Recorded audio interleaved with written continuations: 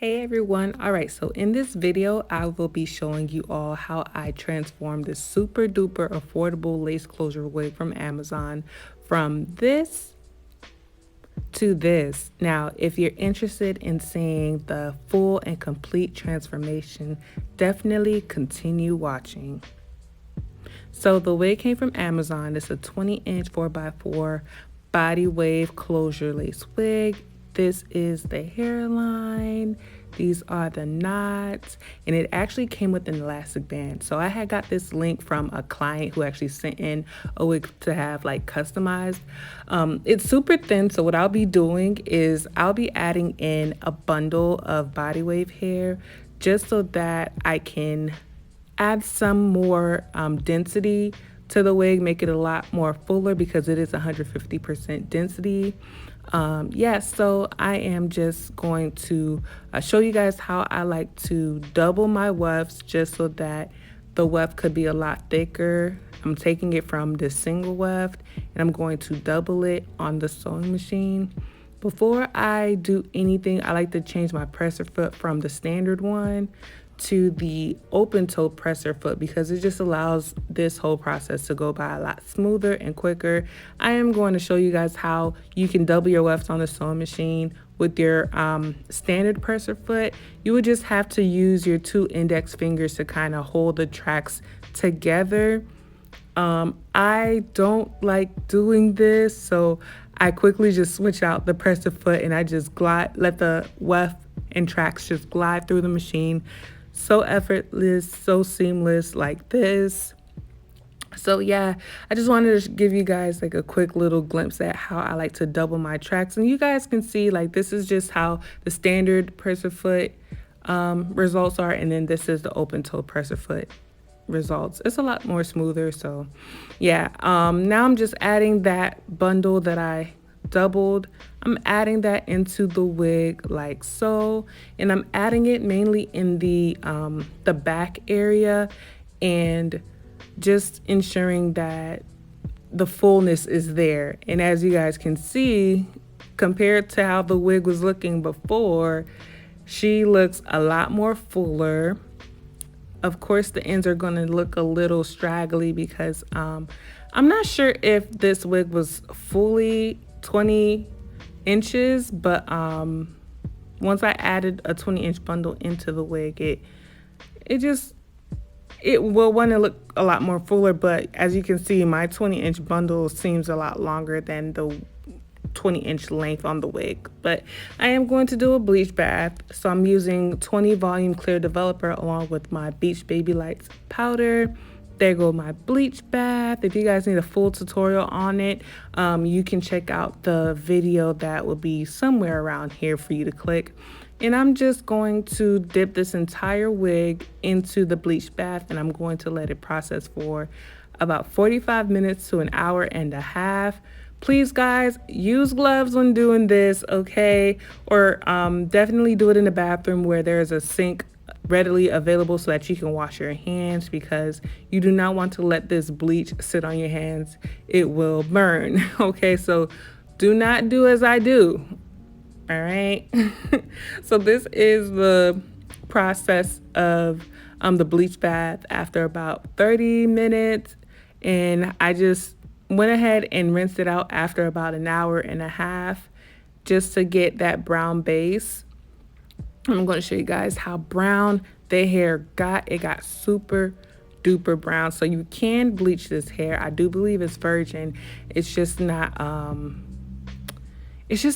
really full wig. That's all I can say, which is why I added that bundle into it, just to get it a lot more fuller. But you can bleach the hair on this wig.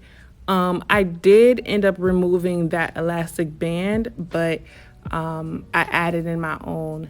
Now I'm just going to do a nice little balayage kind of deal. So I'm using 50 volume developer. You can find that at your local beauty supply store, but in certain beauty supply stores you do need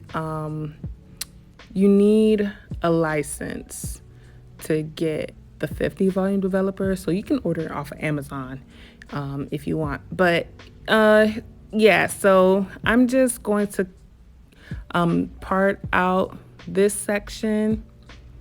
That's going to be my money piece, which is going to be the lightest section out of the hair. I like to saturate my foil with some bleach before I like to start this process. I'm sorry, you guys, I'm texting. But yeah, I like to saturate the foil with some bleach just to get the hair evenly coated. And I'm just going to kind of do like a ombre kind of deal. I'm just going to bleach the ends of the hair and work my way slightly up, not super high, just kind of like mid, like right in the middle, like right there is where I'm going to stop the bleaching. So yeah, I'm just going to do this all throughout the wig, making sure that I comb that bleach mixture to evenly coat all the strands of the hair. Oh yeah. I don't know. All of a sudden I'm really into like coloring and bleaching and doing all these different colors and tones. And you know, the fall season is right around the corner, so I was really going for something really brown, and I definitely got that with this. So once I'm done, I'm going to go ahead and rinse out the bleach. As you guys can see, the money piece area, the very front sections, is super duper light compared to the rest of the wig, which is what I was going for. I let it process for roughly, I'm gonna say about half an hour. It was about 30 minutes to 45 minutes that I let it process. And it got to the color that I wanted it. So I just went ahead and, as you guys can see, I'm just combing the bleach through the hair, just trying to make sure that I can have that I don't have a harsh line of demarcation. So that's what I'm pretty much doing here. But I am going to rinse out this bleach, and I'm going to use my Fanola shampoo. I like to use the blue shampoo, and I also like to use the purple one. So I like to use the no yellow and the no orange shampoo, just so that it could just get rid of all of that brassiness. And of course, you know, we gotta go ahead and style her. This is how the color came out, by the way. But I did notice that there was a lot of flyaways and short hairs in the closure, and it's not super thick in this wig. So if you are into ventilating, you can definitely go ahead and ventilate some more hairs. What you guys see me doing is using my wax stick to just help lay and tame the flyaways and also help mold the closure. This is going to be a middle part. As you guys can see, the closure is very thin, but the end result, honey, just laid, flat, sleek, very, very minimal flyaways, just super pretty. And I went ahead and I did a flexi rod set. I did a dry flexi rod set with my wand curler, and I let this set for a few hours before I was ready to take them out and style it. So yeah, what I can really say about the hair is that it is pretty good. I paid $100 for a 20-inch 4x4 closure wig. Now, it's not the fullest wig. I don't even think it's 150% density, but and I don't even think it was really truly 20 inches in length, but for $100, I really can't complain. So yeah, here I am just taking down the flexi rods. The hair is actually super, super good. Even after bleaching it, like the softness, the silkiness, and everything remained the same. So yep, here it is. And I am going to comb out the curls.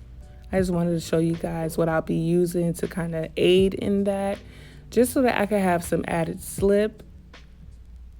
And so I'm just combing out the curls like this, just trying to go for something messy and put together, if that makes sense. But yeah, you guys see how nice the hair curled. and it actually stayed curled. So that's why I like to do flexi rods, like a flexi rod set with body wave hair, because that's the only way curls will truly, truly last. But this is how the wig looks. It looks completely different from how it was in the beginning. Like, I had to do a lot to get this wig this way, but it's definitely worth the effort. I did go back through that same link to take a look at all the other patterns that the same company had. And yeah, I like it. It's legit. It takes dye, super affordable, but I did add a bundle to all these wigs. But I do hope that you guys found this video helpful, and I'll see you guys in my next one. Thank you so much for watching. Bye.